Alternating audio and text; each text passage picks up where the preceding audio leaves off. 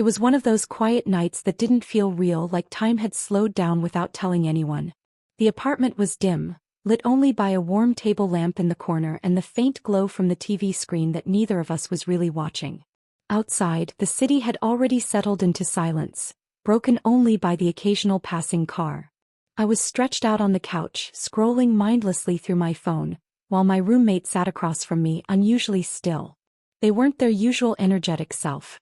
No jokes, no random comments, just a calm, almost thoughtful presence. At some point, I noticed they were looking at me, not in a strange way but like they were waiting for something. I glanced up slightly confused, and that's when they leaned back, exhaled slowly and said it. "If you ask, I'll give you anything." The words hung in the air longer than they should have. I blinked, unsure if I heard correctly. Sounded like a line from a movie. Too perfect, too intentional to be random. I let out a small laugh, shaking my head. "Anything?" I repeated, half smiling, expecting them to laugh it off. But they didn't. Instead, they just nodded once, their expression steady. There was no sarcasm, no exaggeration, just quiet certainty. That's what made it unsettling.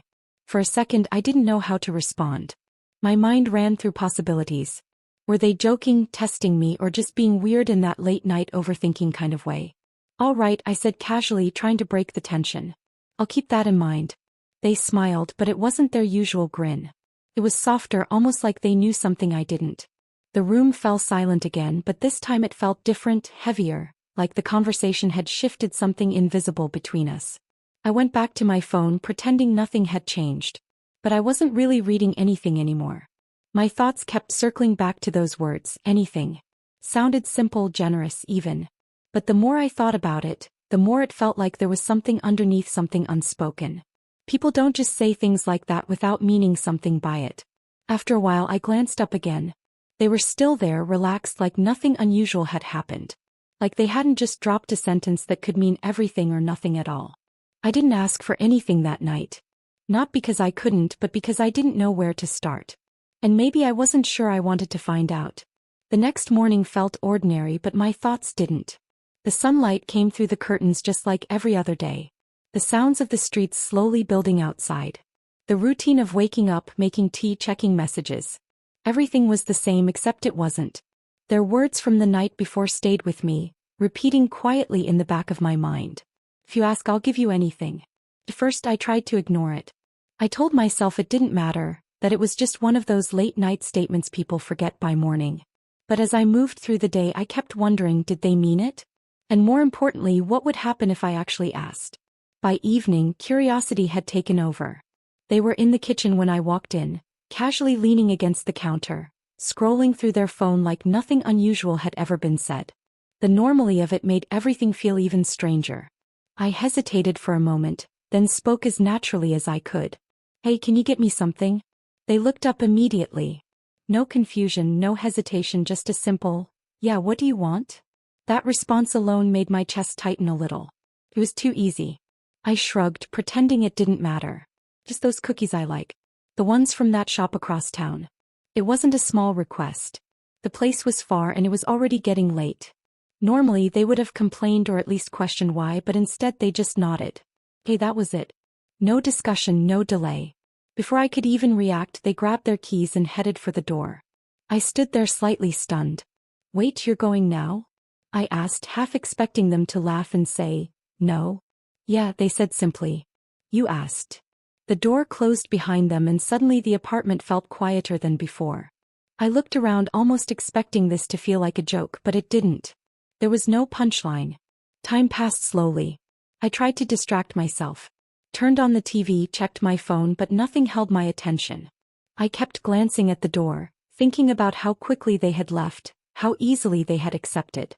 About 20 minutes later, I heard the sound of the door unlocking. They walked in slightly out of breath, holding a small paper bag. Without saying anything, they placed it in front of me. I opened it and there they were. The exact cookies I had mentioned. Perfect. Fresh. I looked up at them, unsure what to say. "You actually went," I said quietly. They shrugged, a faint smile forming. "I told you there was something about the way they said it, calm, almost effortless, that made it feel bigger than it was. It wasn't about the cookies anymore. It was about the fact that they hadn't questioned me once. Not why, not if it was worth it. Nothing. I nodded slowly, forcing a small smile. Thanks. But inside something had shifted. Because now I knew they weren't joking. After that night something changed. Quietly but undeniably. What started as a harmless test had turned into a pattern. At first I told myself it was nothing. Just small favors between roommates. Normal. But deep down I knew it wasn't normal anymore because they never said no. Days went by and I kept asking. Not always big things. Sometimes it was coffee, sometimes help with errands, sometimes just their time when I didn't feel like being alone. And every single time the answer was the same. Yes. Snorts. No hesitation, no questions, just quiet agreement. Like they had already decided long ago that whatever I asked for they would give. At first it felt convenient. Then it felt strange and eventually it started to feel heavy. One evening the rain was tapping softly against the windows, filling the apartment with that slow, reflective mood. I was sitting on the couch again, the same spot where it had all begun. But this time I wasn't distracted. I was thinking, really thinking about everything that had happened since that night. They were across the room, focused on something, calm as always. I watched them for a moment, studying the way they moved, the way they carried themselves. There was no sign of frustration, no hidden annoyance. If anything, they seemed content, and that made it even harder to understand why. That question had been growing louder in my mind. Before I could overthink it, I spoke. Can I ask you something? They looked up immediately, giving me their full attention. Of course, I hesitated, not because I didn't know what to say, but because I wasn't sure if I should say it, but then I did. Stay with me tonight. The words felt different from anything I had asked before. This wasn't about food or errands or small favors. This was something else, something personal, something that crossed an invisible line I hadn't acknowledged until now. For a brief second the room went completely still. I expected a pause, a question, maybe even a refusal, but instead they just nodded. No hesitation. That was the moment everything shifted. It wasn't surprising anymore, but it was deeper, more real, and somehow more complicated. They turned off what they were doing and came to sit beside me, close enough that the silence between us felt intentional instead of empty. There was no awkwardness in them, no uncertainty, just the same calm acceptance I had seen before. But I wasn't calm. My thoughts were louder than ever now. Why do they keep saying yes? What does this mean to them? And what does it mean about me that I keep asking? I glanced at them, trying to read something in their expression, but there was nothing obvious to find. Just that same quiet steadiness. You don't have to do everything I asked, I said suddenly, the words slipping out before I could stop them. They looked at me, a small, almost amused smile forming. I know then. Why do you? For the first time they didn't answer immediately. The silence stretched, but it didn't feel uncomfortable. It felt deliberate. Finally they spoke. Their voice softer than usual. Because you're asking. That answer should have been simple, but it wasn't. It didn't explain everything. If anything, it made things more complicated. I leaned back, staring at the ceiling, feeling the weight of something I couldn't fully define. This wasn't just about giving anymore. It wasn't about favors or promises. It was about willingness, about how far someone would go, not because they had to, but because they chose to. And for the first time I started to wonder if I had already gone too far. After that night I stopped asking. Not all at once. There was no dramatic decision, no clear moment where I told myself, this is enough. It just faded. The habit I had unknowingly built began to feel uncomfortable, like wearing something that no longer fit. Every time a thought crossed my mind, I could ask them to do this or that. Something held me back. Because now I understood what I hadn't before. It wasn't about what they were giving. It was about what I was taking. The apartment felt different in those days. Nothing had physically changed. The same furniture, the same quiet evenings, the same shared space. But there was a new awareness between us. Or maybe it was just within me. I started noticing the small things I had overlooked before. How quickly they responded whenever I spoke. How they adjusted their time without mentioning it. How naturally they placed my needs ahead of their own. And the strange part, they never made it feel like a burden. That's what made it harder. One evening, just like the first night, we found ourselves in the living room. The same warm light filled the space, casting soft shadows across the walls. It felt almost like time had circled back to where it all began. But I wasn't the same person sitting there anymore. They were relaxed, leaning back, scrolling through something on their phone. Completely normal, like nothing had ever shifted, but I knew it had. I watched them for a moment, then looked away, gathering my thoughts.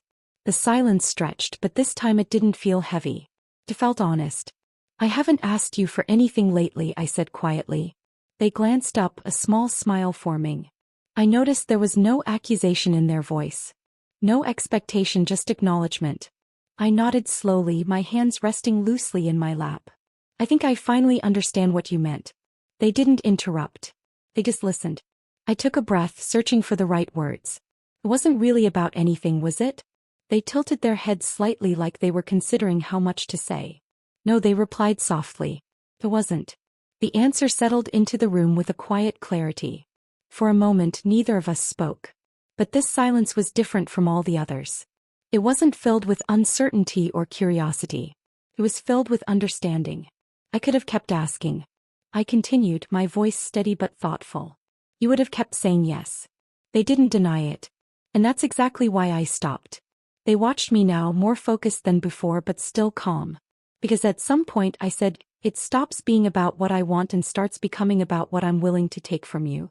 The words felt heavier out loud but also more honest. For the first time their expression shifted just slightly. Not into discomfort but into something deeper, something real. I looked at them then properly this time, not as someone who could give me anything, but as someone who had been doing exactly that, quietly without limits. I don't need anything, I said. It wasn't a rejection. It wasn't distance. It was a choice. They held my gaze for a second longer, then smiled softly, genuinely. Not the same smile from before. This one felt lighter, like something unspoken had finally been understood. Okay, they said. And that was it. No dramatic ending, no grand conclusion, but somehow in that simple moment, everything felt clearer than it ever had before. Because in the end, getting anything was never the point. Knowing when to stop asking was.